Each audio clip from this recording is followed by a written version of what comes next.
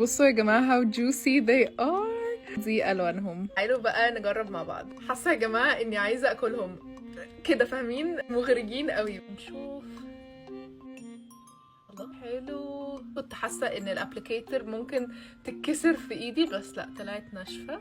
دي حاجة حلوة. موسترايزنج جدا كده. أول واحد ده أكتر في الحقيقة باين على أورنج.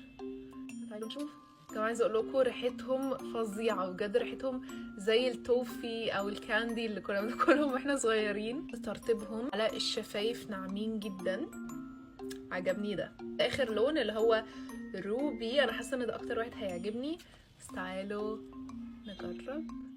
يس زي ما توقعت، وعشان على احمر شويه بيدي لون للناس اللي بتحب التنتس. I love ده.